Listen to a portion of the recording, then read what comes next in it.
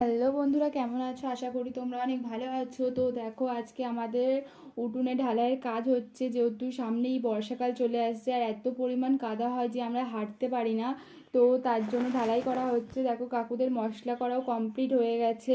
আর এই দিকে দেখো, প্লাস্টিক পাতাও কমপ্লিট হয়ে গেছে। আর এখন বাজে সকাল 10টা। তো দেখো, ঢালাইয়ের কাজটাও শুরু হয়ে গেছে। এখন প্রচুর পরিমাণে রোদ্দুরটাও পড়েছে, কাকুদের খুব কষ্ট হচ্ছে। আর দেখো, ঢালাই করার সঙ্গে সঙ্গেই কালু কি করেছে। কালুকে বারণ করা সত্ত্বেও কালু ঢালাইয়ের উপর পা দিয়ে তার পায়ের ছাপটা বসে গেছে। আর ওই প্রথম উদ্বোধন করলো আমাদের ঢালাইটা। তো দেখো, কাজ করতে করতে সন্ধে হয়ে গেছে।